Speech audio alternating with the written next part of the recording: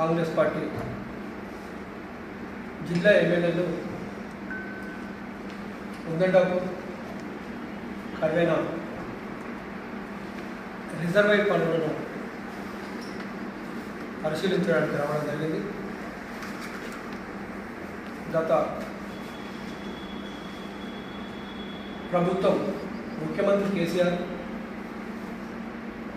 ఎన్నో సంవత్సరాల కళ పాలమూరుకి నీటి వసతి లేదు, ఇబ్బందులు ఉన్నాయి. ఈ జిల్లాల దాదాపు 200 కిలోమీటర్లు కృష్ణానది తుంగభద్ర ప్రవహిస్తున్నా సరే రైతులకు తాగునీరు లేదు, ప్రజలకు లేదని చెప్పి గత ప్రభుత్వాలలో జిల్లాలకు ఎన్నికైన కాంగ్రెస్ కానీ టీడీపీలో ఉన్న ఎమ్మెల్యే మంత్రులు పాలమూరుకు ప్రాజెక్టు కావాలని చెప్పి కోరడం జరిగింది. ఆ కోరిక తెలంగాణ అధికారంలోకి వచ్చిన తర్వాత ముఖ్యమంత్రి కేసీఆర్ మన జిల్లాలో ఉన్న ఎమ్మెల్యేలు అందరి సహకారంతో 2016లో పాలమూరు ఎత్తిపోతల పథకాన్ని ప్రారంభించడం జరిగింది. నాటి నుంచి నేటి వరకు కూడా కృష్ణానదికి వెళ్ళి కాలువలతో పాటు సొరంగాల మార్గాలు కూడా ఎక్కువ ఉన్నాయి. ఉదండపూర్ కాడికి వచ్చే 16 కిలోమీటర్లు దాదాపు 16 కిలోమీటర్లు సొరంగమే ఉంది. అది 8% పూర్తి కావడానికి వస్తానికి ఒకవేళ మా ప్రభుత్వం అధికారంలోకి వస్తే మొట్టమొదటినే అది పూర్తి చేయడానికి వస్తానికి ప్రయత్నం చేస్తాం. మరి కాంగ్రెస్ ప్రభుత్వం అవినీతి జరిగిందని చెప్పి మొన్న ఎమ్మెల్యేలు ఏదైతే ఉందో ఉదండపూర్ నిజంగా రావడం జరిగింది. మా ప్రజలందరూ కూడా రైతులందరూ సంతోషపడ్డాం. కాంగ్రెస్ అధికారంలో ఉంది, ఈ ఆనకట్టను పూర్తి చేస్తారా, ప్యాకేజీ వెళ్తారా, ఏం సహాయం చేసుకోతారంటని చెప్పి రైతులందరూ కలగంటే ఆ ఎమ్మెల్యేలు విహారయాత్రకు వచ్చి తల్లులు చూడకుండానే కట్ట మీద నిలబడి ఫోటోలు దిగి పోజులు ఇచ్చి ఏదో మాట్లాడడం జరిగింది. వాస్తవంగా ఏదైతే ప్రభుత్వ పరంగా నిర్మాణం జరగడం గృహాలే కానీ ఆనకట్టలే కానీ దానికి రాష్ట్ర వ్యాప్తంగా కమిటీ ఉంటుంది, టెక్నికల్ కమిటీ దానికి టెండర్కి ఎంత అవుతుంది, ఎంత ఖర్చు అవుతుంది, ఒక నిర్మాణానికి ఎంత ఖర్చు అవుతుంది అని చెప్పి ఆ నిర్మాణం ఖర్చే టెండర్ రూపకంగా ప్రకటిస్తారు. ఆ టెండర్ని ఎవరైనా పాల్గొనవచ్చు.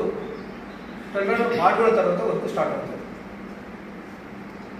మరి మొన్న ఉదండపూర్ కాడికి ఒడ్డూరు కాడికి వచ్చిన అందరు ఎమ్మెల్యేలు వచ్చారు. మన గౌరవ జడ్చల్ ఎమ్మెల్యే గారు కూడా అనుమతి గారు కూడా రావడం జరిగింది. ఆ ప్రజల కోరిక ఏది ఉందో అది మాట్లాడకుండా ఇక్కడ జరిగిన నిర్మాణ పనులు ఏవైతున్నాయో అవినీతికి కేరాపు లక్ష్మయ్య చెప్పడం చిగ్గుచేటైన విషయం. రాష్ట్ర వ్యాప్తంగా టెండర్ అయింది, టెండర్ తీసుకున్నారు, వర్క్ స్టార్ట్ చేస్తున్నారు. మరి 100 కోట్లు లక్ష్మయ్య టెండర్ పెంచి ఆయన లబ్ధి పొందడాన్ని అని చెప్పి మాట్లాడడం జరిగింది. టెండర్ జరిగిన తర్వాత ఒక నిర్ధారణకు వచ్చిన తర్వాత మళ్ళీ టెండర్ పెరిగేది లేకుంటుంది. ఒకరు పెరిగినా సరే కాంట్రాక్టర్ ఉంటారు, కాంట్రాక్టర్కే లబ్ధి జరుగుతుంది కానీ ఎమ్మెల్యేకే కానీ ఎవరు కూడా దాంట్లో వాట అనేది రాదు. మరి ఏ ఉద్దేశంతో వారు మాట్లాడారో ఆ మాటను వెనక్కి తీసుకుంటే బాగుంటుందంటే చెప్పి మనం వాస్తవంగా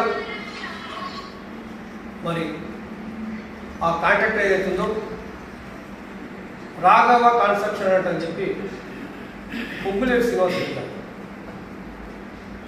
ఇప్పుడు వారు సమాచార శాఖ మంత్రిగా ఉన్నాడు. నిజంగా వాస్తవాలు ఉంటే నిజంగా టెండర్స్ పెంచి లక్ష్మణ్ సాగిన మరి లక్షల రూపాయలు తిన్నట్టుంటే వారే ప్రభుత్వం అధికారంలో ఉన్నారు. మరి ఎంత టెండర్ ఫస్ట్ ఎంత అయింది, ఎక్కువ పెంచింది ఎక్కడ, ఆ పెంచింది ఎవరు సరిపోయిందంటే చెప్పి ఆ సమాచారం తీసుకొచ్చి మీడియా ముందు కానీ ప్రజల ముందు ఉంచాలని చెప్పి డిమాండ్ చేస్తుంది. అది మర్చిపోయి లక్ష్మణి తిన్నాడు, మధ్యవర్తులు వీళ్ళు తిన్నారు వాళ్ళు తిన్నారు కానీ మాట్లాడడము సిగ్గుచేటైన విషయం. ఒక బాధ్యతగా ఎమ్మెల్యే నిన్ను ప్రజలు మాకు అభివృద్ధి కోసం పాటుపడతాడని చెప్పి నేను గెలిపించింది కానీ ఇట్లాంటి మాటలు మాట్లాడదని మనం చేస్తున్నాం. ఇంకొక మాట కూడా మరి వారు ఎన్నికలలో ప్రచారం చేసినప్పుడు అదే ఉదండపూర్ హనుమాన్ దేవాలయం దగ్గర ప్రజల ముందల ఓటర్ల ముందర ప్రమాణం చేయడం జరిగింది. వాస్తవంగా ఎకరా కాడ పోలేపల్లి దగ్గర 15 లక్షలు ఎకరాకి ఇచ్చింది, ఒల్లూరు ఉదండపూర్ కానపూర్కు 6 లక్షలు ఇచ్చిండ్రు. నేను ఎమ్మెల్యే అయిన తర్వాత ఎకరాకు 15 లక్షలు ఇస్తానని చెప్పి వారు వాగ్దానం చేయడం జరిగింది, ప్రమాణం చేయడం. అదేవిధంగా ఆర్ఎన్ఆర్ ప్యాకేజ్ ఏదైతుందో దాన్ని కూడా 30 లక్షలు చేస్తాడని చెప్పి కూడా వారు చెప్పడం జరిగింది. మొన్న అసెంబ్లీ కూడా నోరెత్తి మాట్లాడడం జరిగింది. ఏది మీరు ప్రకటించిందో గుడి దగ్గర ప్రకటించిందో ఆ ప్రకటించిన ప్రకటనకు